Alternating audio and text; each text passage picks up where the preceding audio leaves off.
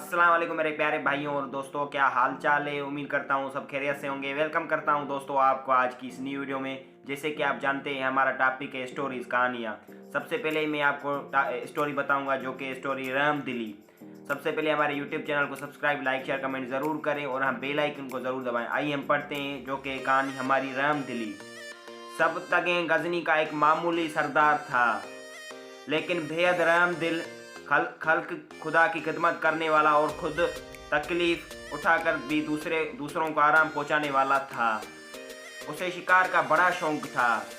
एक दिन शिकार को निकला तो दिन भर कोई जानवर ना मिला।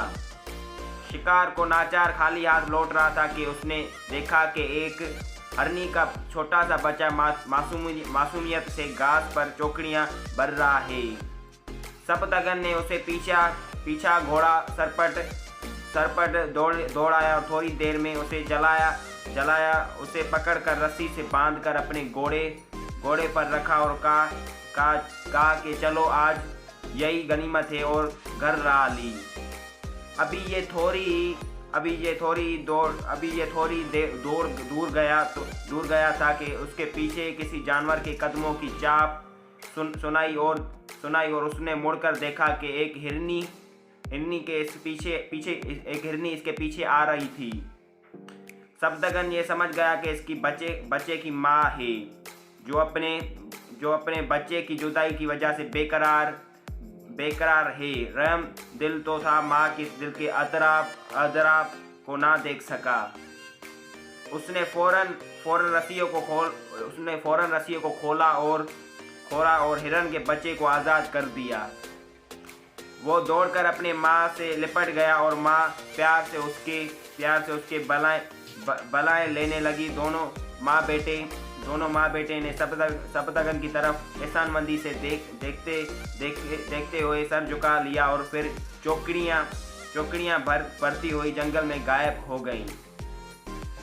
सप्तगन को ये मंजर देखकर उसे से कहीं ज़्यादा खुशी हुई, जो उसे हरन का बच्चा शिकार करते वक्त होती थी। कहते हैं उसी रात इस ख्वाब में नबी सल्लल्लाहु अलैहि वसल्लम की ज़ियारत हुई। आपने सप्तगन की उस रहमदिली को तहसीन की नज़र से देखा और ये बिशारत दी कि अल्लाह ताला को उसका ये फ़ैल उसे कदर पसंद आया है। उसने सप्तगन की किस्मत में गजनी का बादशाहत लिखा दिया है। ख्वाब में मिली बशारत हरफ बे हरफ सही साबित हुई और थोड़ी अरसे में सप्तगन पूरी गजनी का बादशाह बन गया।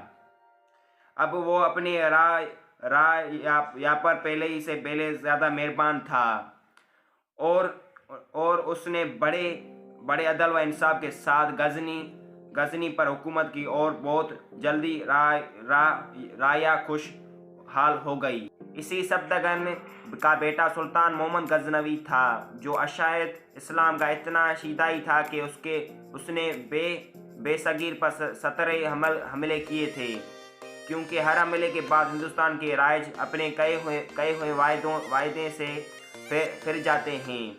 नतीजा रहम करो ताकि तुम पर भी रहम किया जाए। मेरे प्यारे भाइयों और दोस्तों, हमारी ये कहानी थी रहमदिली। उसके बाद मैं आपको दूसरी कहानी बताऊंगा जो कि खुशामद बुरी बला है। आइए हम पढ़ते हैं। खुशामद बुरी बला है। एक दफ़ा का जिक्र है कि एक कुएं को कहीं से पनीर का एक टुकड़ा मिला को उसे चोंच में दबाकर गिर गया। वो एक जंगल में पहुंचा और एक दरख्त पर बैठ गया। कुएं पनीर खाने की मुतालिक सोच ही रहा था कि एक लोमड़ी वहाँ आ गई। लोमड़ी को बहुत भूख लगी थी। उसने कुएं की चोंच में पनीर का टुकड़ा देखा तो उसे हासिल करने की तरकीब सोचने लगी। आखिर एक तरकीब उसके दिमाग में आ ही गई। वो दरख्त के नीचे पहुंची और कुएं की खुशामद शुरू कर दी। लोमड़ी ने उनके कुएं का मुखातिब करके कहा, मियाँ कुएं, तुम बड़े खूबसूरत हो। तुम्हारे साये पर बड़े खूबसूरत और चमकदार हैं। तुम्हारी आवाज़ बड़ी दिलकश है। और तुम्हारी बड़ी मेहरबानी होगी अगर तुम मुझे एक सरेला गीत सुनाओ। को अपनी तारीफ सुनाकर फूला न समाया। उसने चोंच खोली और काएं काएं करने लगा। जो नहीं उसने मुंह पर खोला, पनीर का टुकड़ा मुंह से निकलकर जमीन पर गिर पड़ा। लोमड़ी ने झटपट का टुकड़ा उठा लिया और खा गई।